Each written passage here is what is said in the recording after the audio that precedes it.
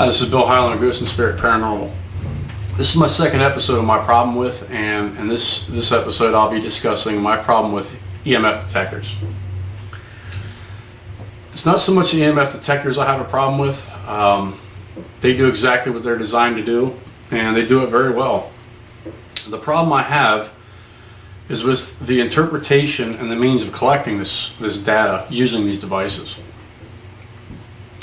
Before I get into all that, let me just kind of briefly go over what EMF is and what it can consist of. Electromagnetic field can consist of three different types of waves. You have magnetic waves, electric waves, and radio waves. And all the popular EMF detectors out there, your Elf zone meters, your K2s, your ghost meters, Mel meters, tri-field meters, and a whole slew of other ones. They're all responsive to those three different types of frequencies. And generally they're within the 20 hertz to the 3 gigahertz range, so it's a pretty wide spectrum that they can detect. So unfortunately, in that spectrum of what they can detect, there are a slew of things in our environment that can produce false positives. Just flat out, that's just the plain truth. You have walkie-talkies, 151 megahertz to 462 megahertz, within that range. That's dead smack there. I mean, every one of them is going to pick that up. Cell phones, all your carriers, AT&T, Metro, Sprint, Verizon, US Cellular, their voice transmission data lines or data frequencies are 800 to 1900 megahertz. The G3, G4, the data lines, those are all in the 17 to 21 megahertz. Those are all a little higher, but still, every one of these meters will respond to it. CB radios on the lower end, 26 to 27 hertz. Other possibilities, baby monitors, EM pumps, Wi-Fi networks, microwave ovens, electrical wiring in the house, walls, ceilings, and floors, large appliances. All of these things will set these meters off. Not only your meters, but your REM pods. I'll kind of throw them in there too because it's kind of in the same type of deal. If you stick a REM pod anywhere near, say, a microwave oven, just do it once and see what it does. It just freaking goes crazy. So what's happening here is I think that we're losing control of the environment so easily, and we're completely ignoring other possibilities of these responses to this equipment. I know sometimes it seems extremely intelligent, and I know a lot of times you're just caught up in the moment and you don't stop to think about other possibilities.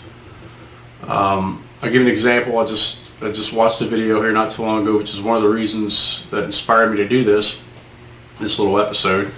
A fellow's walking down a hallway in an upstairs in a building, and he's got a K2 meter in his hand, and he's holding it about chest level or so, and he's walking down the hallway, and he stops and he makes a right hand turn and goes into a bathroom. Now in this video you can clearly see that there's a bedroom lamp on and a few other electronics. You see the clock, but there's power in the house. They never kill the breakers. But anyhow, he makes a right hand turn into this bathroom, and he takes about a half step in there, and that K2 meter just freaking flips out. I mean, it's just going completely crazy. He's giddy as a 6-year-old schoolgirl. He just can't contain himself about, oh my God, all this activity in here and all this and all that. And I had the guy just taking 5 seconds to turn his head right. There's a 3-gang light switch right at chest level, and I guarantee that thing's throwing EMF out like crazy, and not 1 second did he even consider that it could have been possibly anything else other than what he wanted it to be. So we really get caught up in this stuff, okay? And I'm going to kind of put it in perspective. This is how silly it is. I go on an investigation with my group, and we go into a house, and the first thing we notice is this fireplace. It got a blazing fire in this fireplace, and it's throwing out massive amounts of heat. It's freaking hot in that living room. We go out to the kitchen. Oven doors open the whole way. Gas is turned up the whole way. All 4 burners on the top are blaring heat. It is smoking hot in this joint.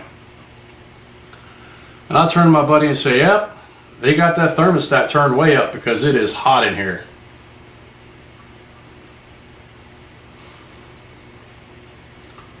Well, that's what we're doing. we're ignoring other legitimate explanations as to what's going on. It has nothing to do with the furnace. It has to do with the fact that the fireplace is hot and the stove is hot. There are other possibilities out there. So what can we do to try to eliminate as many of these possibilities as we can? First thing we can do is turn off your damn cell phones. Okay? Pretty simple. Just turn the damn power off. If you can, if it's all possible, kill the electricity of the house, because that will knock out a lot of the false positives. You're not going to have electricity running through the walls and the floors and the ceilings. Your appliances aren't going to be putting out EMF. Your Wi-Fi's are going to be shut down. Your baby monitors are shut down. Everything is shut down inside that environment that could potentially cause false readings. Is it going to stop everything? No. You could have a neighbor who has a Wi-Fi network set up and it's blaring signals over your way, and you may get a spike here and there. And that's another problem we have, is we cannot completely control the environment that we're doing our investigations in when we're using meters like this. There's just too many possibilities. A truck driver could be driving 200 yards away from you using a CB radio, and it could set one of your devices off. And how do we tell the difference between outside interference and what may be paranormal? We can't. No way that I can think of, unless you're in a giant 4 or 5 layer Faraday cage with everything grounded. That's the only way that you can possibly eliminate these outside interferences. And as far as I know, that's not very feasible. So until we find out ways to eliminate all these possibilities, you have to be extremely skeptical of the data that you're collecting. Okay? No matter how relevant the responses are to the questions you're asking, no matter you just can't use this as evidence when there's possibilities out there that can explain what had just happened. Because if you bring something like that in front of a skeptic that knows what they're talking about, they're going to level your ass. First thing they're going to say, what did you do to control your environment? Is it CB interference? Is it cell phone interference? And you're going to go, You know, it's just one of those hard facts. You know, now, does an EMF meter have a use in paranormal research? Of course it does. Client says, hey, you know, we go into this section of the house, we feel sick, we get headaches, we don't like being in there, we get nervous, we get paranoid. You know, those are all symptoms of high EMF fields, and you can use your meters to detect those areas and identify the problem locations. That is 100% reliable information coming from a K2 meter or a tri-field meter or any of your meters. That is solid proof. And you could say, okay, and this is all backed by scientific studies, that there are people that are hypersensitive to EMF. And these are some of the symptoms that are displayed. So you say, okay, we have some unshielded wiring, your bedroom's right next to an electrical meter that's on the outside wall.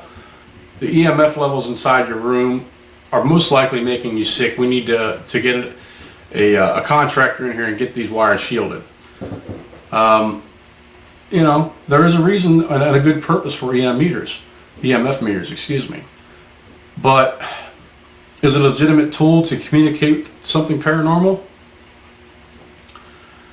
With all the other possibilities out there that can cause hits, you know, it's almost impossible to determine whether it's paranormal or whether it's some kind of stray signal coming in. So you have to question the validity of the instrument altogether.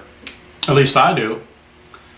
I've already used it in cemeteries where the nearest hard road was 7 miles and there wasn't a power line within miles, and I had spikes. Was it paranormal? Maybe. Was it CB traffic? Maybe. Cell phone? Maybe. There's just no way to know. So take it into consideration. You know, don't get yourself too wound up over these things, because chances are it's something else causing these false positives.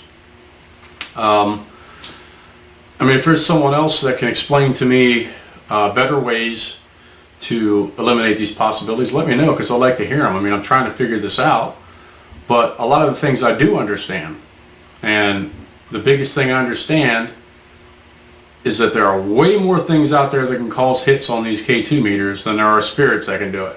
Okay? That's just the way it is. Especially in this technological world we live in. So just kind of take that all to heart and do a little background study on the electromagnetic spectrum and the different types of waves that your meters are responsive to, and it'll better help you to eliminate some of the possibilities when you're doing investigations, if you choose to keep using your meters. Now I'll still use my meters, but I always keep in the back of my mind other possibilities, and I've never to this day claimed anything to be paranormal using a K2 meter, because it's unexplainable. You just can't determine what's causing it. So keep that in mind, and until the next episode, thanks for watching.